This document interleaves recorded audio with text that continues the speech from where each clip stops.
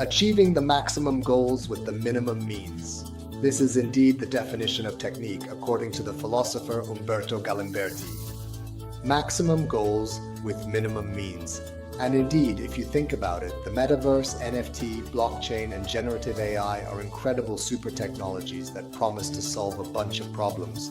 But how do we manage them without being overwhelmed or disrupted? What are the applications in the world of hospitality? Well, to delve deeper into these topics, in this episode of Points of View, we have a super tech expert like Simone Puorto, who presents his latest publication. Let's find out together, right after the intro.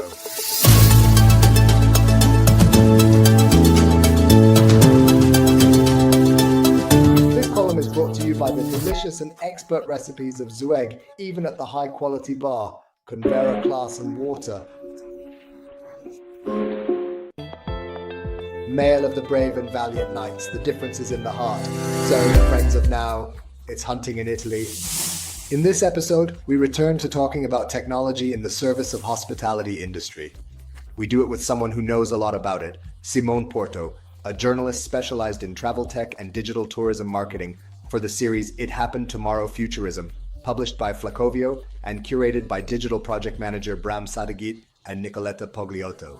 So, Simone, you have brought to light a new interesting publication. Would you like to introduce it to us? Hello Giuseppe, and welcome to all the friends of Horeca Channel Italy. I am Simone Puorto, and we are here today to talk about my latest book, We Are the Glitch. Wild glitch. Oops, I also ended up upside down while I was trying to get a better look at the cover. Here I am, We Are the Glitch, We Are the Problem. But what a title! With the subtitle that reads How AI, Web3, and the Metaverse are changing the hospitality industry. So Simone, why should industry professionals buy, read, and maybe even study this book? Is this why you wrote it? Let's say I personally believe that the push is primarily due to the fact that there's been a bit too much talk about these topics, and it's not always being done correctly. The last year and a half has been almost exclusively about generative AI, but a couple of years ago it was the metaverse, before that it was NFTs, and even earlier it was crypto and so on. I always say we've had these technological hypes since the invention of fire. So the book was created with the intention of shedding some much needed light on a variety of important topics that are very often treated either with extreme superficiality or extreme alarmism, or on the contrary, in such a highly technical manner that it alienates those who work in the hospitality or food industry, dealing with something that is not necessarily technological but is still crucial to their work, providing them with the necessary knowledge and understanding to navigate these complex issues effectively. Yes, technological evolution is inevitable, and it's crucial that it is made understandable and clear to be utilized, optimized, and harnessed to solve problems. The topic is very current. We are talking about artificial intelligence, so we asked Simone how and to what extent it will impact the Horeca channel and the hospitality industry. That the verb form is wrong, it will not impact. It already impacts and has been for several years. Especially if we think about all that various artificial intelligence that works behind the scenes, the kind that has helped us in recent years to automate different processes, improve repetitive tasks, and so on. So, when we consider everything that AI is currently doing, and to some extent what automation in general is achieving, it seems like these technologies are somewhat lagging behind in terms of bringing about a revolutionary change, wouldn't you say? We are absolutely not talking about a revolution, but rather an evolution.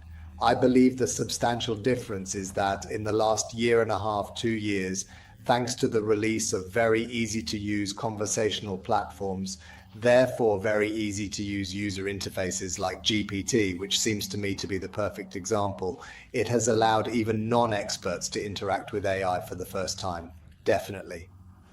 This has led to a certain technological acceptance and therefore a change in the expectations of those who use these services as users, such as travelers, restaurant goers, and so on, who now expect more personalized and predictive services, which are becoming more common in various sectors.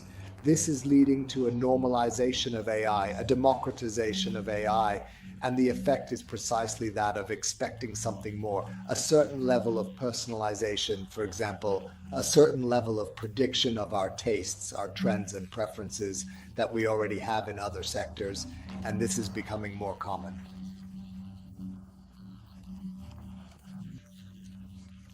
Think, for example, just about the world of streaming. It indeed seemed like a perfect example to me. So, a super technology like AI that allows for increasingly targeted, personalized offers tailored to the tastes and expectations of even a single customer.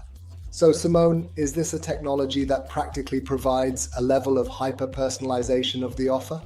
So, this level of hyper-personalization that we already have in the retail industry, if you think about it, approximately 35% of what we buy on Amazon is already the result of search suggestions, so personalization is no longer an active search. This hyper-personalization that we already see strongly in other sectors, at some point we might expect it, or perhaps we already expect it, in more traditional sectors like hospitality and food. So it has been impacting behind the scenes in a significant manner for years now. What has been changing recently is that it is also impacting the user aspect, not just the infrastructural one.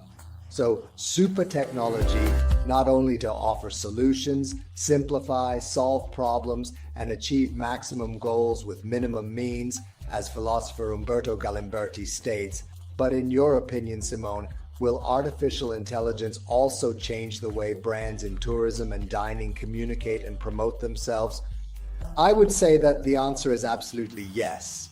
AI has the ability to draw from large databases, which allows, for example, to tailor communication about a destination, a restaurant, or a hotel in a more precise manner compared to what we humans can do, as our computational power, let's not forget, is limited. So content generation is definitely the tip of the iceberg that we all see a little bit. Then the transition from content that was previously written by humans to content that is now written by models. On the other hand, there is also another aspect that I believe is much more interesting, which is the ability to, in an absolutely scalable way, gather a vast amount of data today. In this case, imagine destinations. Imagine also restaurants and hotels that have these immense databases that they can exploit for the first time. Therefore, the models in this case can help us, for example, to find patterns that we do not see, and also to isolate something that the end user loves about our territory, our hotel, or our restaurant, to which we have never given any importance. So from this point of view, AI can certainly help us on one hand to discover patterns that were not apparent to us, and on the other hand, it can also definitely help us create an output by generating content, which can be videos, images, texts, etc., based precisely on this information taken from databases. Yes, AI can really help open up new worlds, unveiling horizons of unimaginable opportunities even for operators in the hospitality industry. But now the question is, how will a sector that is said to be historically slow to innovate truly react? As it has always reacted, by adapting in some way. Every technology that improves life, and here we could open a parenthesis on whether AI is improving or worsening it, is eventually adopted by society. Whether it's generative AI, the internet, the fax, or the invention of the wheel, in truth, it indeed changes very, very little. So I believe that at some point it will simply be a change that happens so much behind the scenes that at a certain point we will just realize that we have incorporated increasingly important levels of artificial intelligence into our processes without even realizing that we are actually using that technology, undoubtedly. I always say that in our modern world, we call technological advancements what still doesn't work well. If you think about it today, you will have interacted with technology many times, but many of these technologies you perceive as an integral part of your life, a normal part of your life, not an innovative part, right? I would have made coffee this morning. Your Nespresso machine is a technological marvel, but you no longer perceive it as such because for the most part, it almost always works. It's true, it works. And here I take the opportunity to quote once again the philosopher Umberto Galimberti, one of my favorites, who in his lectures states that technique has no purpose other than to function and to achieve the maximum with the minimum means, with the sole objective of continually enhancing itself. This is the technique that, according to Galimberti's thought, is already the dominus, and we human beings are merely its simple functionaries. A rather nihilistic consideration from which the next question to Simone arises spontaneously. How should humans manage all of this, especially concerning the hospitality and restaurant sectors? In what context should it act, and how? Simone.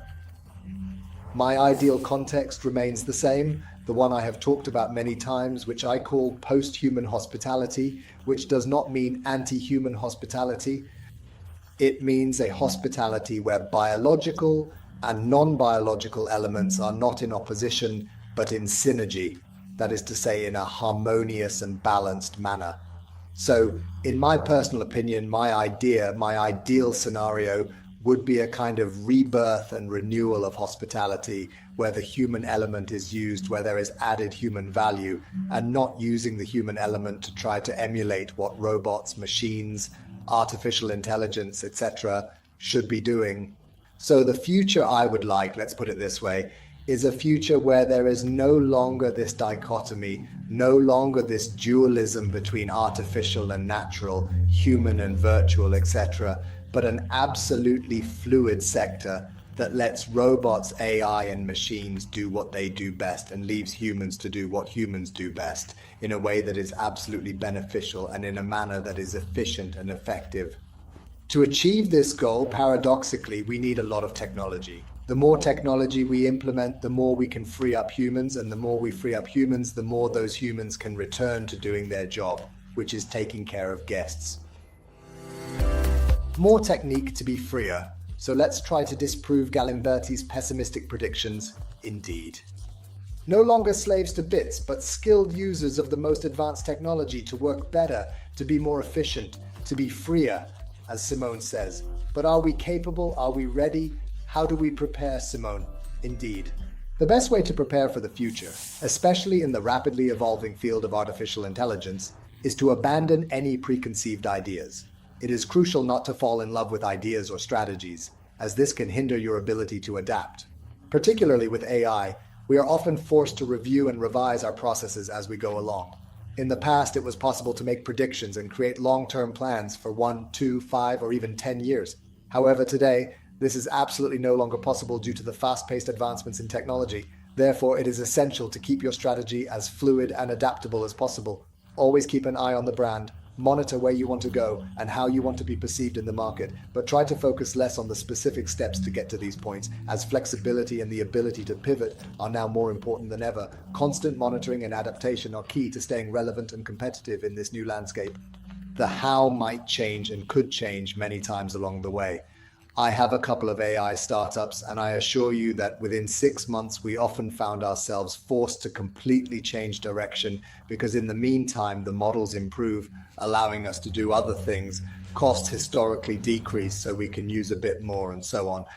So how can we be fully prepared?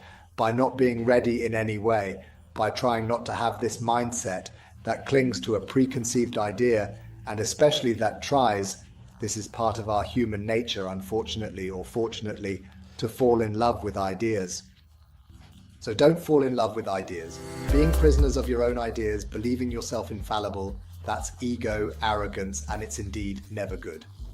And if you think about it, not falling in love with ideas means being freer, even freer than artificial intelligence, which isn't really that free because while it can be generative and self-learning, it still operates within fairly predetermined frameworks, so it's not free.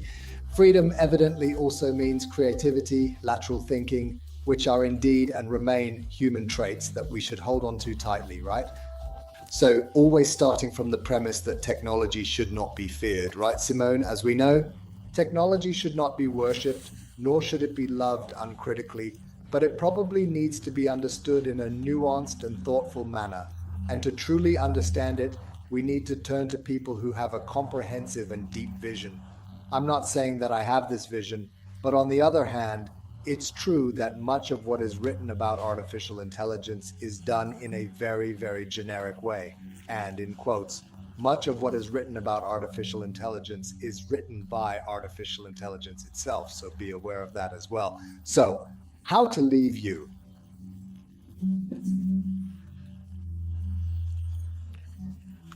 Thank you very much indeed again for your time.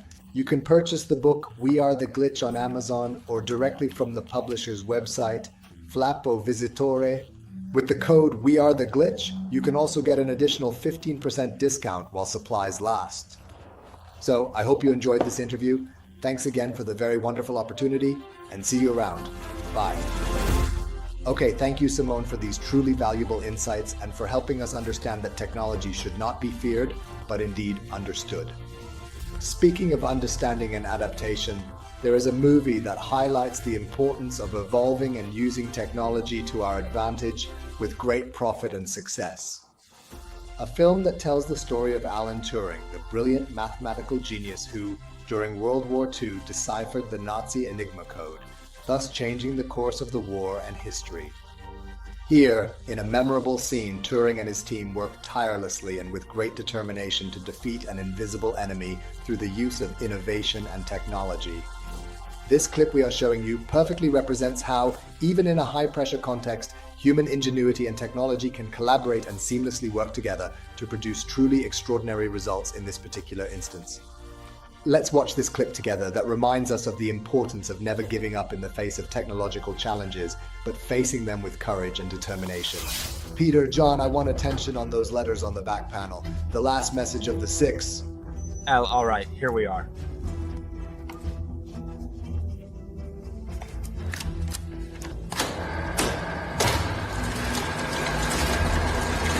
Pepe.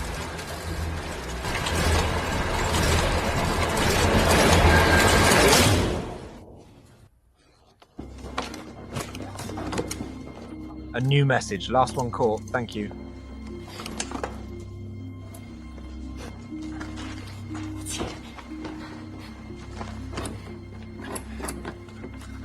KMS is at KMS off direct punch to exactly 53 degrees 2004 north coordinates and aft punch.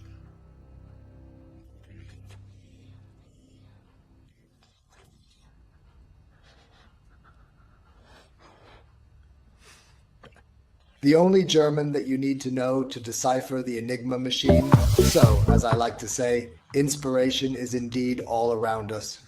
As we saw in this clip, innovation and technology can open new paths and lead to unimaginable successes. Thanks again to Simone Puorto for his very valuable insights, and thank you for following us. Don't forget to definitely read his book, We Are the Glitch, and explore all the potential that the digital world has to offer. See you in the next episode of Points of View, and keep innovating and always believe in your success. If you enjoyed this video, please give it a like and subscribe to our channel by activating the bell. Thanks again, and see you next time.